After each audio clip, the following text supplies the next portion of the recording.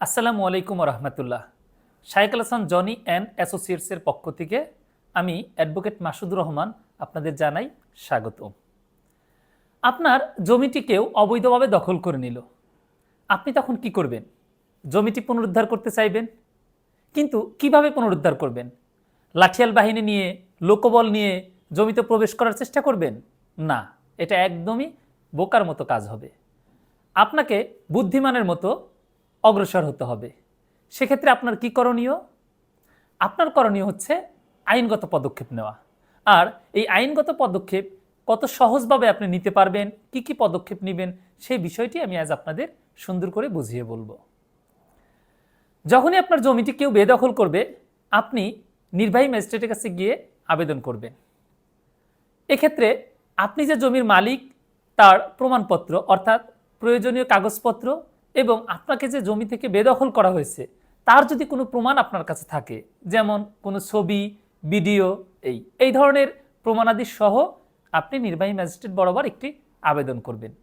আপনার আবেদনটি যদি যৌক্তিক হয়, নির্বাহী ম্যাজিস্ট্রেট যদি সন্তুষ্ট হন, তাহলে তিনি আবেদনটি গ্রহণ করবেন এবং প্রতিপক্ষের বরাবর একটি কারণ দর্শাইবার নোটিশ দিবেন যে 15 কার্য দিবসের মধ্যে লিখিতভাবে আপনি কারণ দর্শান।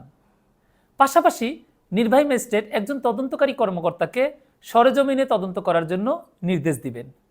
তদন্তকারী কর্মকর্তা ঘটনাস্থলে আসবেন, আবেদনকারী এবং প্রতিপক্ষের কথা শুনবেন, তারপর পার্শ্ববর্তী জমির যারা মালিক তাদের কথা শুনবেন এবং কাগজপত্র যদি থাকে জমির সেই বিষয়গুলো বিবেচনা নিয়ে তিনি একটি প্রতিবেদন পেশ করে নির্বাহী ম্যাজিস্ট্রেট বরাবর প্রেরণ করবেন। কিন্তু এই তদন্ত যদি 15 কার্য দিবসের মধ্যে সম্পূর্ণ না হয়, তাহলে কি করবেন? তাহলে নির্বাহী ম্যাজিস্ট্রেটের কাছে আবেদন করে আরও অতিরিক্ত 15 কার্য দিবস সময় বাড়িয়ে নিতে পারবেন। তবে এই সময়ের মধ্যে, অর্থাৎ এই যে অতিরিক্ত সময় দেওয়া হলো, এই সময়ের মধ্যে তাকে অবশ্যই তদন্তটি সম্পূর্ণ করতে হবে। অর্থাৎ খুব সংক্ষিপ্ত সময়ের মধ্যে তদন্ত শেষ করে নির্বাহী ম্যাজিস্ট্রেটের কাছে প্রতিবেদন দিতে হবে। এই প্রতিবেদন যখন নির্বাহী ম্যাজিস্ট্রেট পাবেন, তারপর কি পদক্ষেপ নেবেন? তারপর তিনি একটি শুনানির জন্য তারিখ রাখবেন। তবে তার আগে তিনি নিশ্চিত হবেন যে প্রতিপক্ষকে নোটিশ যথাযথভাবে দেওয়া হয়েছে। এই শুনানির তারিখে যদি প্রতিপক্ষ হাজির হয়, তাহলে দুই পক্ষের উপস্থিতিতে শুনানি হবে। কিন্তু যদি এরকমটা হয় যে প্রতিপক্ষকে নোটিশ দেওয়া সত্ত্বেও সে হাজির হচ্ছে না, অনেক সময় দেখা যায় যে আপনি যার বিরুদ্ধে অভিযোগ করেছেন সে অভিযোগকে কোনো পাত্তাই দিচ্ছে না, সে ইচ্ছা করে কি করছে না, নির্বাহী ম্যাজিস্ট্রেটের কাছে আসছে না। তখন কি হবে?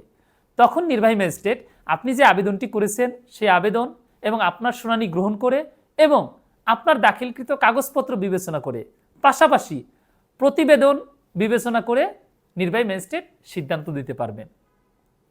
আর যদি প্রতিপক্ষ হাজির হয়, তাহলে দুই পক্ষে সাক্ষ্য গ্রহণ হবে। আপনার পক্ষে যারা সাক্ষী আছে তারা সাক্ষ্য দিবে, প্রতিপক্ষের যারা সাক্ষ্য আছে তারা সাক্ষ্য দিবে। এক্ষেত্রে পার্শ্ববর্তী জমির মালিক যারা, তারা অগ্রাধিকার পাবে সাক্ষ্য দেওয়ার ক্ষেত্রে। এছাড়াও দুই পক্ষের প্রয়োজনীয় কাগজপত্র নির্বাহী ম্যাজিস্ট্রেট বিবেচনায় নেবেন।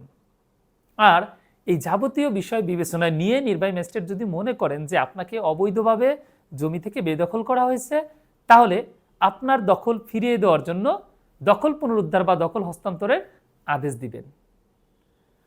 এই আদেশ তো আপনি পেলেন। আমরা তো দেখি যে দেওয়ানি মামলায় তো আদেশ, রায়, ডিক্রি পাওয়া যায়, কিন্তু সেই রায় ডিক্রি কার্যকর করতে গিয়ে আবার ঘাম ছুটে যায়। অর্থাৎ আবারও কি করতে হয়? সেই আদেশ, রায় কার্যকর করার জন্য আবেদন করতে হয়, দীর্ঘ একটা প্রক্রিয়া অনুসরণ করতে হয়। কিন্তু এই ক্ষেত্রে আপনার সেই ঝামেলা নেই। এই ক্ষেত্রে নির্বাহী ম্যাজিস্ট্রেট মাত্র 15 দিন অপেক্ষা করবেন। 15 দিনের মধ্যে যদি আপনার দখল আপনাকে বুঝিয়ে না দেয়, তাহলে নির্বাহী ম্যাজিস্ট্রেট আইন শৃঙ্খলা রক্ষাকারী বাহিনীকে অর্থাৎ পুলিশকে বলবে যে এই ব্যক্তির দখল আপনি বুঝিয়ে দেন। তখন পুলিশ কি করবে? আপনাকে সহযোগিতা করবে। পুলিশ আসবে, আপনার দখল আপনাকে বুঝিয়ে দেওয়ার জন্য যা যা পদক্ষেপ নেওয়া দরকার তাই পদক্ষেপ নেবে। আর এই পদক্ষেপ নেওয়ার সময় পাশাপাশি ভূমি সহকারী কর্মকর্তা একটা কাজ করবেন। সেটা কি? আপনার দখলটা যখন আপনাকে বুঝিয়ে দেওয়া হবে, তখন একটা দখল হস্তান্তর নামা তৈরি করবেন এবং এই দখল হস্তান্তর নামার এক কপি আপনাকে দিবে, আর এক কপি নির্বাহী ম্যাজিস্ট্রেট বরাবর পৌঁছে যাবে। অর্থাৎ মাত্র 3 মাস সময়ের মধ্যে এই কার্যক্রমগুলো শেষ করতে হবে। আমি আবারও বলছি, মাত্র 3 মাস সময়ের মধ্যেই আপনার বেদখল হওয়া সম্পত্তি আপনার কাছে বুঝিয়ে দিবে। আর যদি অপর ব্যক্তি অর্থাৎ প্রতিপক্ষ যদি বাধা দেয় এই দখল বুঝিয়ে দেওয়ার ক্ষেত্রে, তাহলে নির্বাহী ম্যাজিস্ট্রেট আপনার কি করতে পারবে, ওই প্রতিপক্ষের বিরুদ্ধে ফৌজদারি কার্যক্রম পরিচালনার জন্য ফৌজদারি আদালতে এই বিষয়টি প্রেরণ করতে পারবে।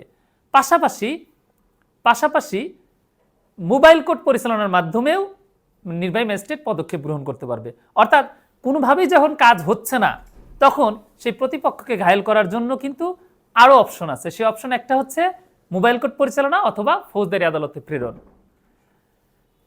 এই ছিল আজকের আলোচনা। আপনারা যদি এরকম আরও ভিডিও পেতে চান তাহলে আমাদের ফেসবুক পেজে লাইক দিবেন এবং আমাদের যে ইউটিউব চ্যানেলটি আসছে সেই ইউটিউব চ্যানেলে আপনারা সাবস্ক্রাইব করবেন। আজ এই পর্যন্তই, ভালো থাকবেন সবাই, আল্লাহ হাফেজ।